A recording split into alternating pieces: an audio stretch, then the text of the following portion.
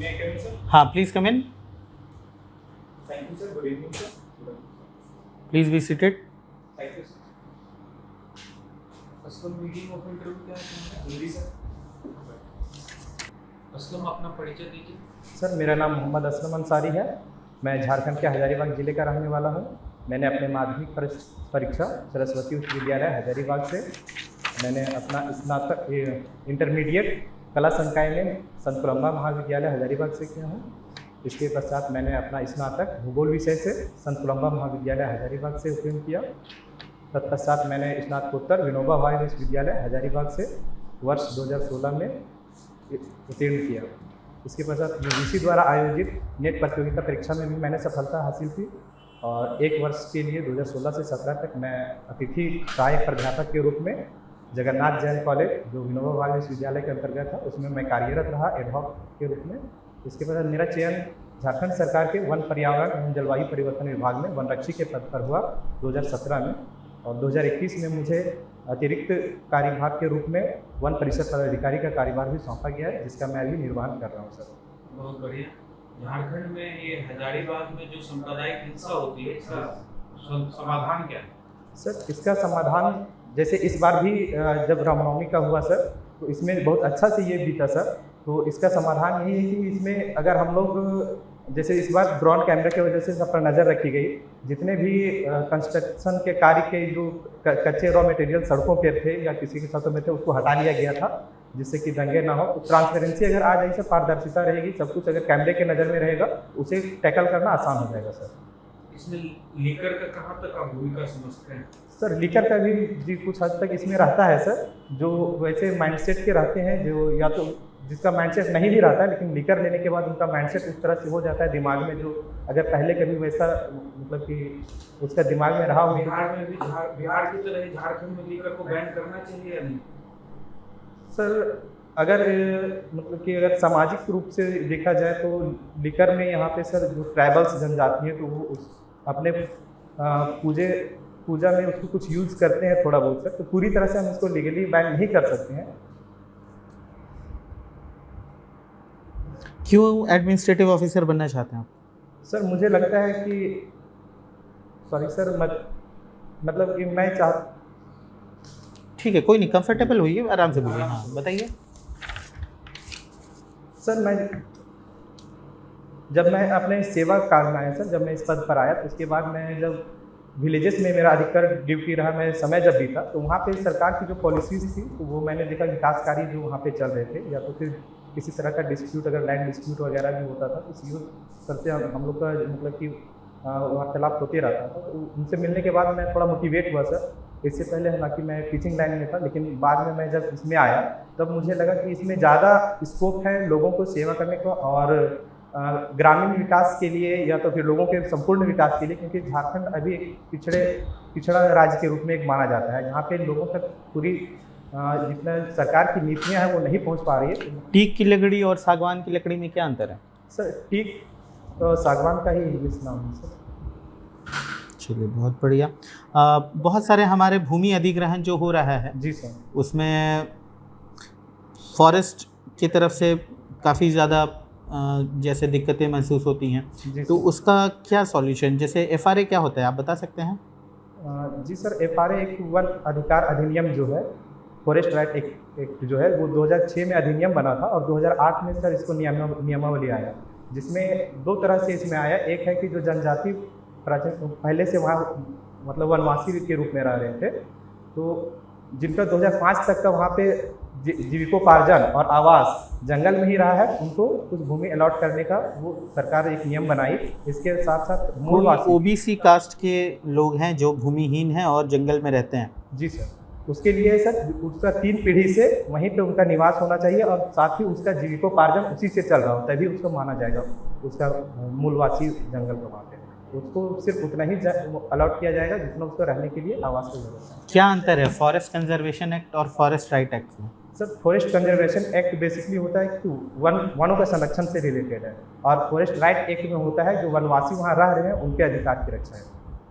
चिपको आंदोलन के बारे में बताइए। सर ये देहरादून में शुरू किया गया था जहाँ पे स्थानीय लोगों के द्वारा जब मतलब कि बाहर से जब लोग उसको काट वृक्षों को वहाँ पे पातन के लिए विकास के लिए जो भी किसी कारण से होगा हमको अभी जानकारी नहीं है सर, लेकिन वहाँ के लोकल लोगों के द्वारा ये मूवमेंट चालू किया गया था, जिसमें उन लोगों ने संरक्षण के लिए उसमें काटने नहीं दिया और उसमें चिपक करके वो उसका विरोध दर्ज किए थे कि अगर पेड़ों को काटना है पहले हमें कौन थे मुख्य नेता, कोई फेमस पर्सनैलिटी?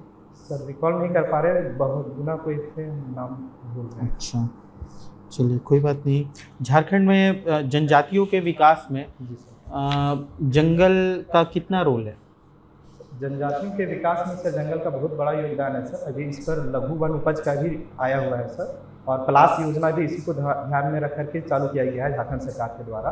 तो इसमें वन उत्पाद से अगर संबंध हम उन लोग को जोड़ दें इनडायरेक्ट या डायरेक्ट रूप से, वो उनका कल्याण किया जा सकता है, जो खास करके जो कमजोर वर्ग के जनजाति जो जंगलों पर ही आश्रित हैं सर, तो उनमें अभी एक लाख उत्पादन का उन लोग को प्रशिक्षण दिया जा रहा है। महुआ से अचार बनाने का प्रशिक्षण दिया जा रहा है, ताकि वो उसका लिकर में प्रयोग ना करके अचार को, वो अचार अभी डिमांड हो रहा है और प्लास ब्रांड इसमें मदद करेगा, क्योंकि अब प्लास ब्रांड के थ्रू होम डिलीवरी कर सकते हैं, ऑनलाइन भी वो अवेलेबल हो रहा है। प्लास ब्रांड जो है उसको प्रमोट करने के लिए इसके लिए संस्थान को हम लोग ग्रामीण विकास विभाग द्वारा, मैं 100% सुन रहा हूँ, लेकिन ग्रामीण विकास विभाग द्वारा JSLPS का जो है या NRLA में जो होता है, तो उसके थ्रू JSLPS का full form Jharkhand state livelihood promotion society, तो इसके द्वारा वो कार्य के आउटलेट बनाया जा रहा है प्लास ब्रांड का, जिसमें सखी मंडल लोग को वो दिया जा रहा है। क्या लगता है आपको, गांव में जो हम लोग के SHGs बन रहे हैं, सखी मंडल बन रहे हैं, ये वुमेन एम्पावरमेंट में कितना कामयाब हो पा रहा है? जी सर, इसका हाल ही में एक हजारीबाग में सर मैं बताना चाहूँगा कि एक सखी मंडल है, डेमो का मैं कंफर्म नाम नहीं हूँ उसमें हुआ जो इस बार का धान का प्रोडक्शन बहुत अच्छा हुआ था हजारीबाग में सर। तो उस सखी मंडल के द्वारा जो मतलब कि धान का क्रय विक्रय किया गया था, जो विक्रय किया गया था धान का, जिस तरह से IPO का होता है, सॉरी सर, FPO होता है, फार्मर प्रोड्यूस ऑर्गेनाइजेशन, जिस तरह उस तरह सखी मंडल के द्वारा भी उन लोगों ने वो धान का क्रय किया, जिससे उनकी आमदनी भी हुई। इसी प्रकार के कई लघु। What is difference between minor forest produce and major forest produce? And give some examples also. Sir major forest produce में है जो बहुतायत में यूज किया जा रहा है जंगल के प्रोडक्ट में, जैसे लकड़ी हो गया, तो लकड़ी हो गया तो ये मेजर फॉरेस्ट प्रोड्यूस में आ जाएगा, और जंगल से ही अगर किसी तरह का माइनिंग हो रहा है तो वो सब मेजर फॉरेस्ट प्रोड्यूस में आ जाएगा। लेकिन माइनर फॉरेस्ट प्रोड्यूस में उससे जंगल में हम मतलब डायरेक्ट पेड़ काट के या लकड़ी काट के उसका यूज़ नहीं करते, बल्कि इनडायरेक्ट रूप से उसको यूज़ करते हैं, जैसे लाह हो गया, फल हो गया, जैसे महुआ का हम बताए सर, और रेशम का कीट। सबसे ज़्यादा लाह उत्पादन किस जिले में होता है? सर एक्यूरेट जिला भी उनको याद नहीं हो चाहिए सर, लेकिन वो खूंटी और रांची जिला में। अच्छा, सिल्क का उत्पादन कैसे होता है? सिल्क सर दो तरह का यहाँ पे है, एक है मलबरी और एक है तसर का। तो झारखंड में अधिकतर तसर का रेशम का होता है सर, और तसर रेशम जो होता है ये आसन का जो पेड़ होता है, आसन या फिर एक और हम बोल रहे हैं सर, उसमें ये किया जाता है तसर रेशम। तो इसमें होता है वो जो कुकुन होता है, तो कीड़े के उसमें आसन के पेड़ पे छोड़े जाते हैं, जो कुकुन अपना बनाते हैं घोंसले टाइप में, उसी से उसका निकाला जाता है तसर रेशम। अच्छा, वर्तमान में आपके फाइनेंस मिनिस्टर कौन है झारखंड के, वित्त मंत्री? माननीय रामेश्वर उरांव। अच्छा, और स्वास्थ्य मंत्री? माननीय बन्ना गुप्ता। कैबिनेट मिनिस्टर जो होते हैं उसके संबंध में क्या नियम कानून है? हमारे संविधान में कोई ऐसा नियम है जिसमें कि कैबिनेट मिनिस्टर्स कितने हो सकते हैं या उनकी संख्या पे बारे में जिक्र किया गया है? जी सर, संविधान में जिक्र है, मुझे अनुच्छेद में रिकॉल नहीं कर पा रहा हूँ, लेकिन 15% तो होना चाहिए कैबिनेट में, जो टोटल जितने भी चुन के आए हैं विधानसभा में आते हैं उसका 15% या लोकसभा का 15% होना चाहिए, लेकिन दिल्ली में शायद वो 10% ही है शायद। अच्छा, 73वें और 74वें संशोधन में क्या अंतर है संविधान के 73वें और 74वें संशोधन में? 73वें संविधान संशोधन में सर बेसिकली कुछ चीज़ हमारे प्रस्तावना में उसमें संशोधन किए गए थे सर, जिसमें कि एक कुछ उसमें जोड़े गए थे अखंडता, और इसके साथ साथ सर रिकॉल नहीं करता। चलिए, thank you Aslam. Thank you sir.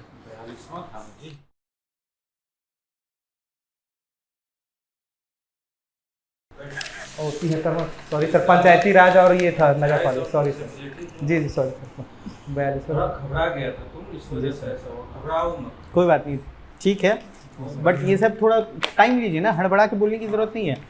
Simple समझिए, मैं कितना भी हड़बड़ा के पूछूं, आपको 2 सेकंड टाइम लेना है, 3 सेकंड टाइम लेना है तब, नहीं तो आप उसके पेस पे पेस होइएगा, तब तो वो ड्राइव कर रहा है, आपको अपने से करना है, बहुत ज़्यादा भी नहीं, लेकिन उसको रखना है। जी सर। आप 73वां 74वां बोल रहे हैं, मतलब बावजूद वो 2 हम बोल रहे हैं, जबकि अगर केवल एक बोलते कि 73rd अमेंडमेंट, तब हो सकता है आपको ध्यान में नहीं है, कंफ्यूज भी हो गए 40 सेकंड से। जी बट 1974 और 78 हमको याद, 76 और 78 वाला में कंफ्यूज नहीं, तो वो ध्यान रखना है। किया जाता है ऐसे मतलब। हाँ, आपका हम बता रहे हैं, अब इसमें क्या क्या है। पहले तो आप घुसे हैं तो थैंक यू क्यों बोल रहे हैं? गुड मॉर्निंग वहीं से करवा, आप अंदर आए हैं, थैंक यू क्यों बोलना है? जब मैं कम इन आप पूछे हैं, हम आपको अंदर आने बोले, उसके लिए भी थैंक यू बोलिएगा तो हो गया। वहाँ से भी good morning sir, good morning ma'am. ठीक है, वो करके बैठिए। उसके बाद फिर टाई थोड़ा सा आपका टेढ़ा है, सीधा कर दीजिएगा। थोड़ा इनफॉर्मल बोलते हैं कभी कभी, इसमें आया उसमें आया। आप जैसे इस जॉब में आए तो हमेशा आप बताइए कि जब मैं वन रक्षी बना या फिर वन रक्षा के या फिर फॉरेस्ट डिपार्टमेंट में आया, तब इसमें आया उसमें आया, मतलब वो 5-6 स्टेटमेंट बाद भी आप उसको कंसीडर करके बोल रहे हैं कि इसमें आया उसमें आया, तो वो थोड़ा सा इनफॉर्मल हो जाता है। उन सब चीज़ों पे थोड़ा सा ध्यान दीजिए, थोड़ा सा बताइए कि क्या है, ठीक है। थोड़ा सा स्टडी कीजिए जंगल रिलेटेड, आपका ऑलरेडी चूँकि सर्विस में है आप, तो उससे पूछेगा। सुंदरलाल जी सर, नाम रिकॉल वो हड़बड़ाहट में। मोस्ट ऑफ द आंसर्स में आपने ये बोला, आप खुद ही हजारीबाग का एग्जाम्पल दे रहे हैं, जी हम तो आपसे नहीं पूछे हैं। जी। आप उसमें भी बोल रहे हैं कि अभी याद नहीं आ रहा, तो आप एग्जाम्पल दे क्यों रहे जब याद नहीं आ रहा? तो ठीक है ना, जब आप खुद से एग्जाम्पल दे रहे हैं तो फिर अच्छे से प्रिपेयर करके देना है। बात कर रहे हो ना, तो थोड़ा सा कैजुअल अप्रोच आ रहा है, हिंदी थोड़ा बढ़िया से। ठीक है, हाँ, नहीं कोई दिक्कत नहीं, नॉट एट ऑल, ना बस अब कोई दिक्कत नहीं। जैसे अगर पूछे तो सर थोड़ा अभी पिंपल का प्रॉब्लम था, इसलिए पूरा भी हटाए नहीं उसको पीछे। अगर नहीं, कोई इशू नहीं है, नॉट एन इशू। ट्रिम अगर करना चाहें तो कर लीजिए, नहीं तो कोई इशू नहीं है, उससे कोई फ़र्क नहीं पड़ता।